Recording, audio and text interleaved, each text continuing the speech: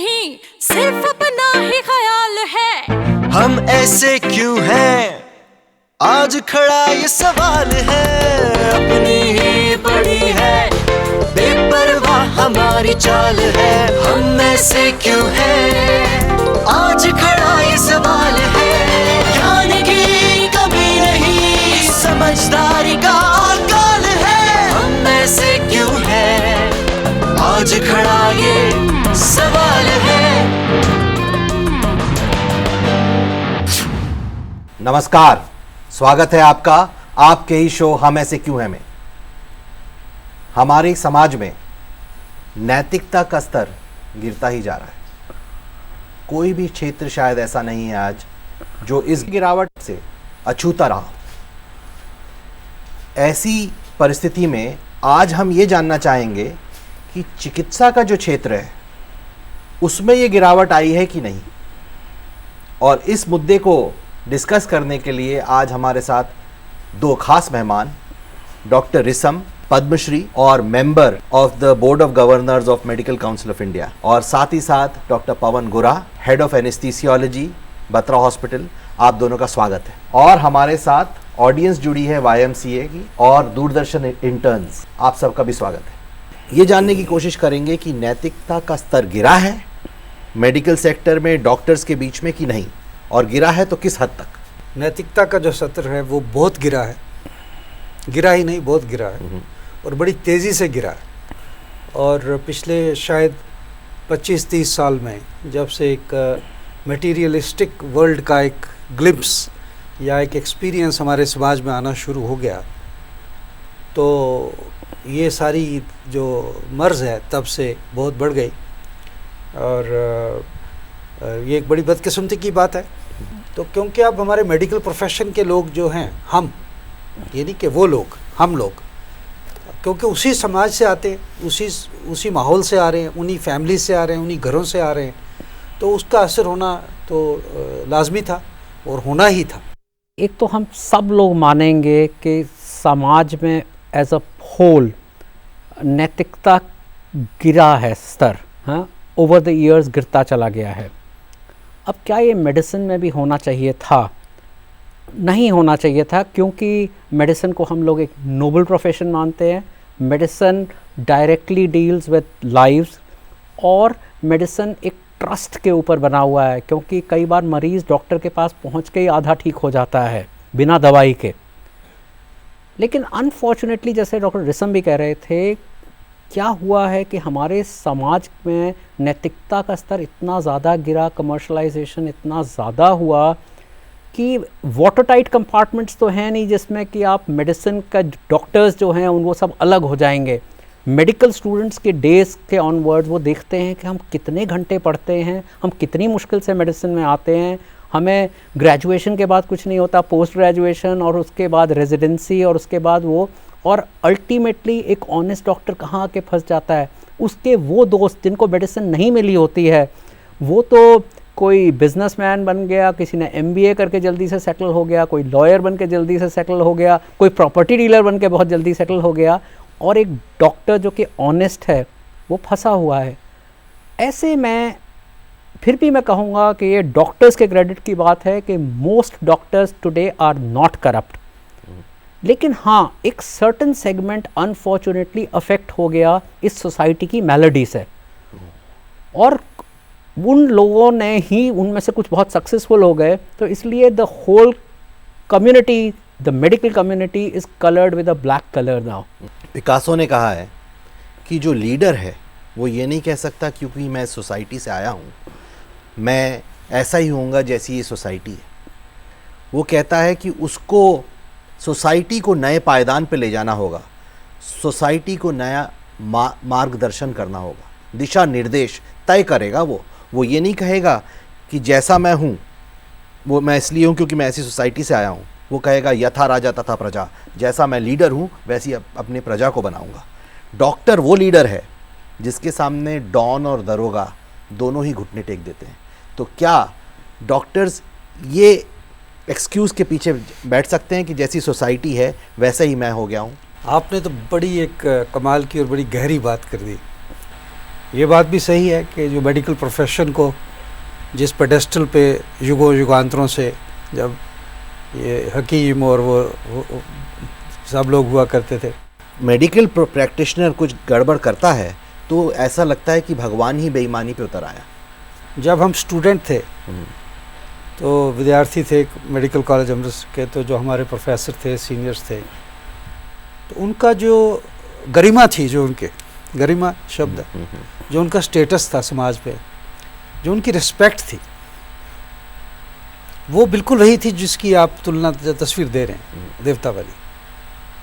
और आज जब हमारी पीढ़ी के लोग, हम लोग, मैं तो सबको कहता हूँ कि अभी भी वक्त है, संभल जाए, क्योंकि जो हम मॉडल क्रिएट कर रहे हैं अपना, अपनी जूनियर्स के लिए, वो इतना एक ख़तरनाक है और ख़राब है कि हमारा तो जितना नुकसान होना था हो गया, इनका बहुत ज़्यादा हो जाएगा।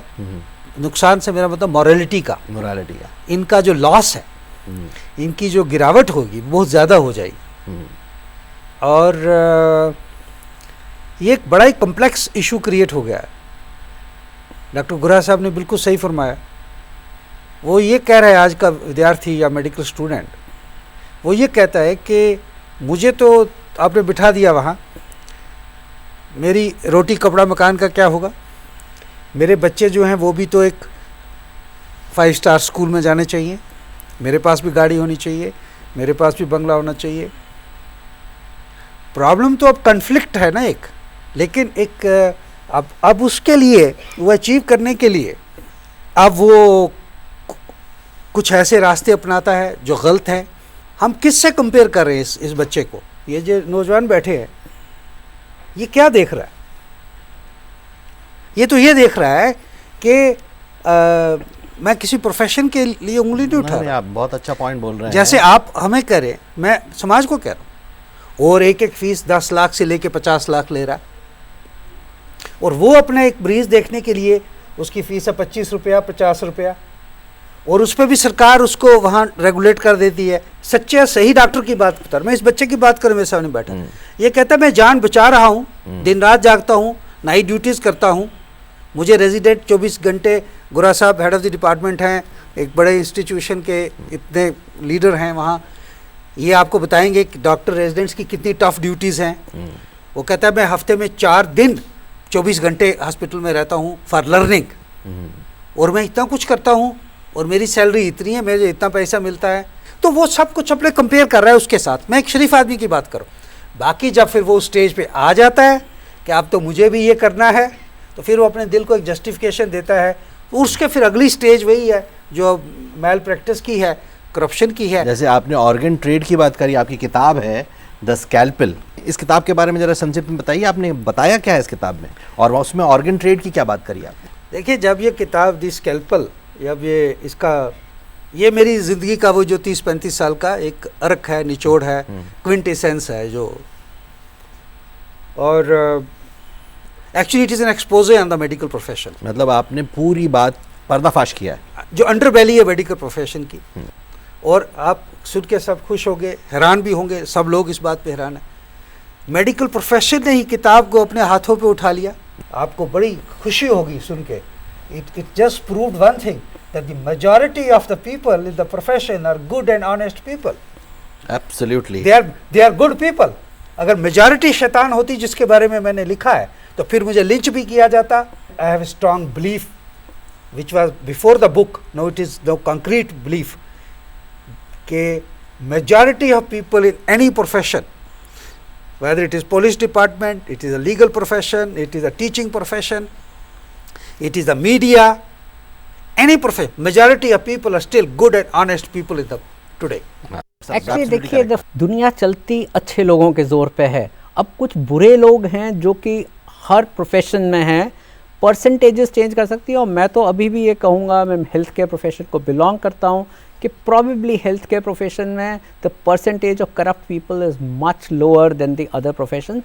प्रीडोमिनेंटली जो लोग हैं वो नहीं हैं इससे अफेक्टेड, कुछ लोग डेफिनेटली हैं, और जो प्रीडोमिनेंटली गुड लोग हैं वो इस प्रोफेशन को आगे बढ़ा रहे हैं। Profession is doing a lot of things. Unfortunately yes, कुछ लोग हैं जो गलत काम कर रहे हैं, और probably we need more watch dogs, more regulatory things to control that. और उसके अलावा एक चीज़ हमको, आई थिंक जो सोशल साइंटिस्ट हैं उनको ये भी देखनी होगी कि इस सोसाइटी में अगर इतना ज़्यादा करप्शन, जो बेसिकली आजकल तो एंटी करप्शन पे इतना ज़्यादा बीच में बात हुई थी कि until unless that takes root, एक सेक्शन ऑफ सोसाइटी इससे अनछुआ नहीं रहेगा। कोई भी सेक्शन है वो इन्वॉल्व हो ही जाएगा। क्या हुआ है, हम कहते हैं कि एक मछली सारे तालाब को गंदा कर देती है।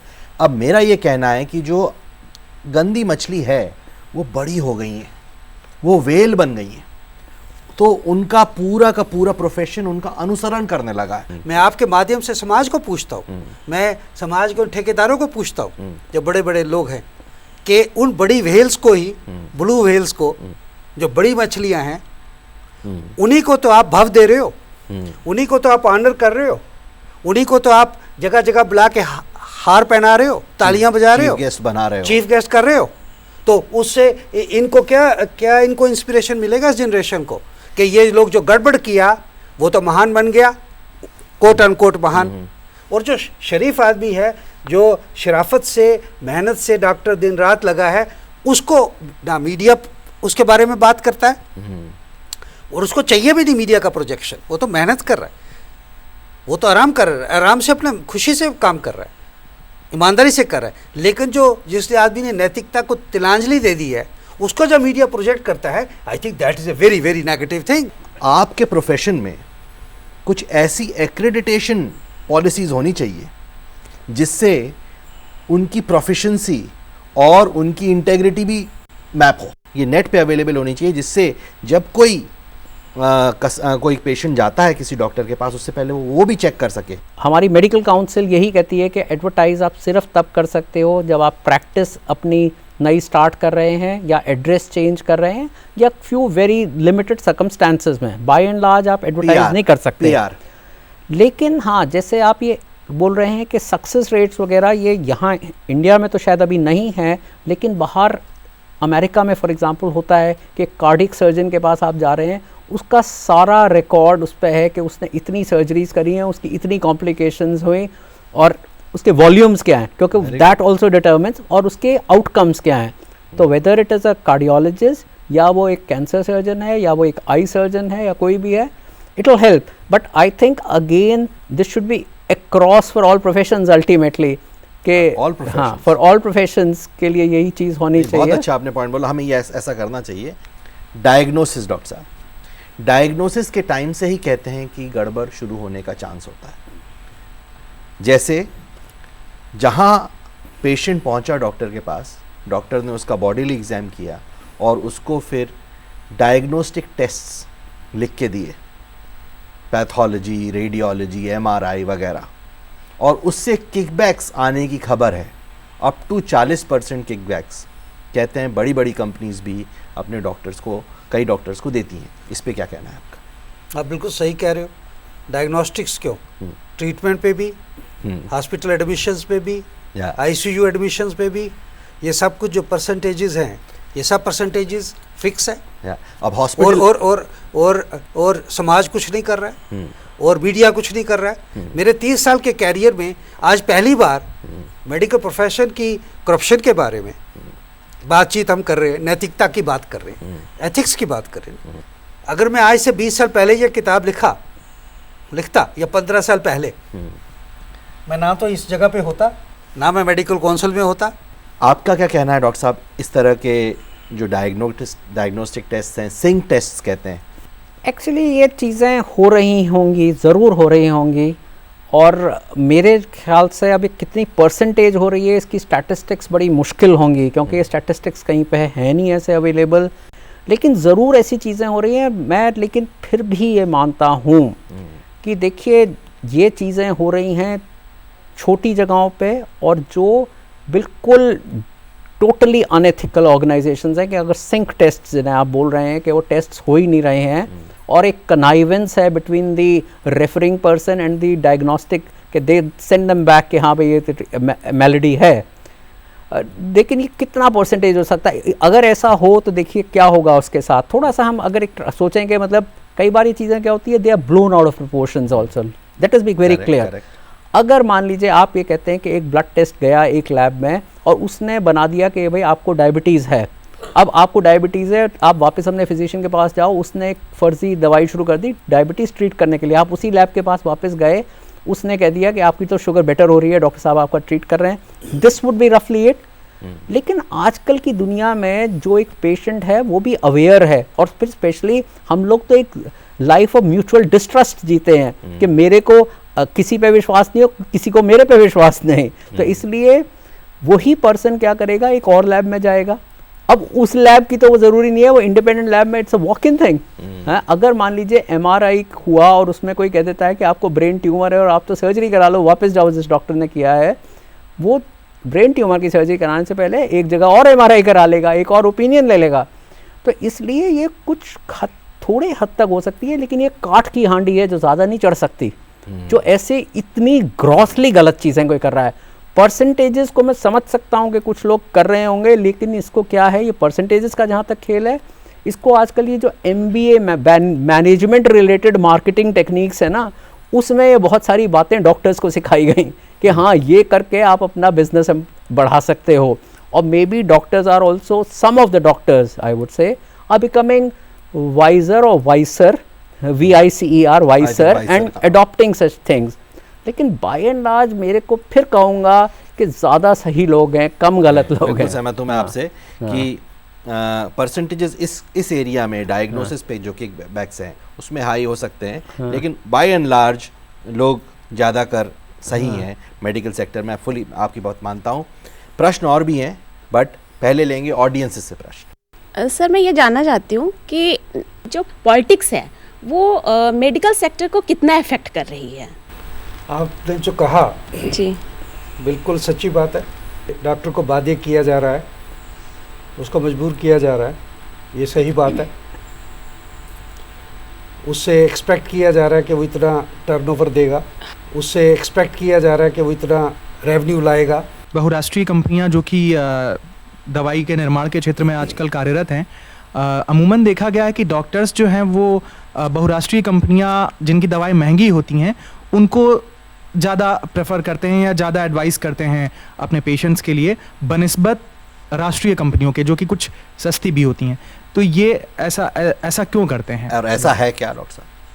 मेडिकल काउंसिल ऑफ इंडिया ने 2 साल पहले तकरीबन जितना भी ये स्पॉन्सरशिप्स थी मेडिकल कंपनीज़ की, फार्मा कंपनीज़ की, चाहे वो ये मल्टीनेशनल्स हैं या इंडियन कंपनीज़ हैं, जो कि इस तरीके से डॉक्टर्स को प्रलोभन दे रही थी ताकि उनकी दवाइयाँ लिखी जाएं, उस चीज़ को रोकने के लिए एक कानून बन गया है कि अब कोई भी कंपनी किसी डॉक्टर को कोई गिफ्ट, चाहे वो जो गिफ्ट होते थे एक पेन से लेके एक फ्रिज तक होते थे, टेलीविज़न तक होते थे, कार्स, हाँ, उसके आगे जितना आप चले, तो वो सब बैन कर दिए। एनीबॉडी काट गिविंग और taking that gift will be penalised. Stanford university ने, क्योंकि ये तो वर्ल्ड वाइड प्रॉब्लम थी, अमेरिका ने लीड ली इस पे। वही बात जो हमने शुरू में कही, ये सब कुछ आया कहाँ से? हमारे यहाँ पिछले 25, 30, 40 साल से शुरू हुआ, क्योंकि वेस्ट में जब वो मटेरियलिज्म आगे चला गया तो उनको प्रॉब्लम्स दिखी, वही जो अब हमको दिख रही हैं आज।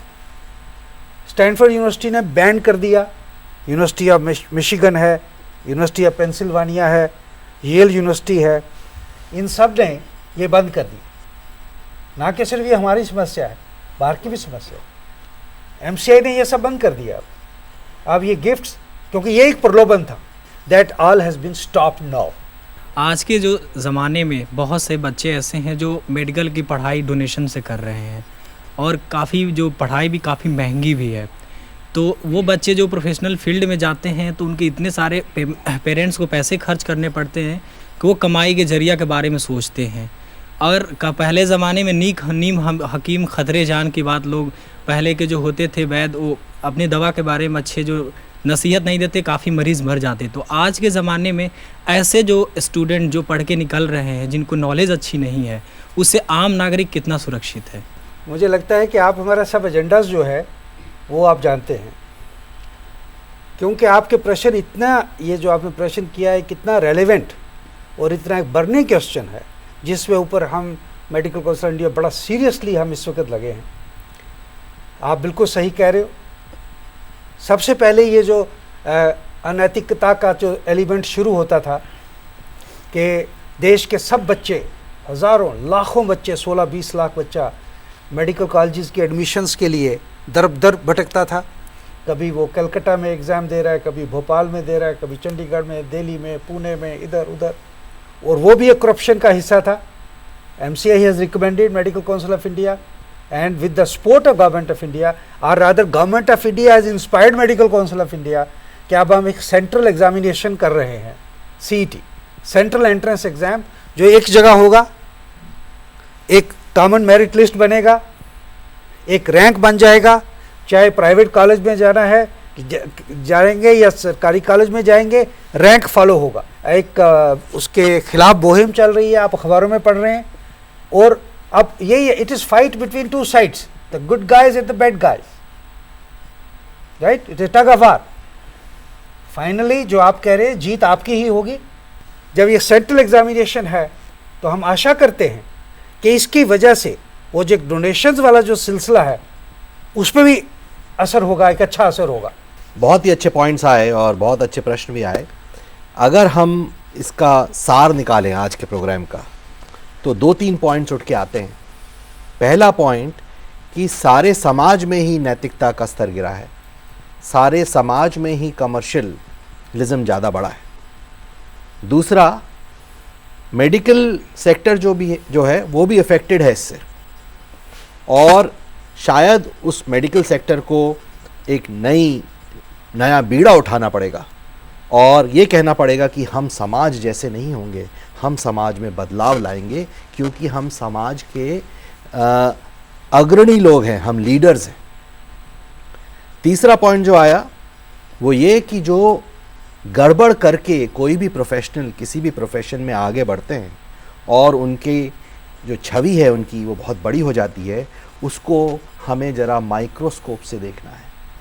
और चौथा पॉइंट जो आखिरी में आया डॉक्टर इसम की तरफ से, वो ये, the fight between the good guy and the bad guy has begun. सबसे बड़ी चीज़ क्या हो गई है आज समाज में कि अच्छे लोगों ने भी नारे लगाना शुरू कर दिया है। अगले हफ्ते फिर होगी मुलाकात, तब तक के लिए जय हिंद। ऐसे क्यों है आज खड़ा ये सवाल है, अपनी ही पड़ी है, बेपरवाह हमारी चाल है, हम ऐसे क्यों हैं आज खड़ा ये सवाल है, ज्ञान की कमी नहीं, समझदारी का अकाल है, हम ऐसे क्यों हैं आज खड़ा ये सवाल है।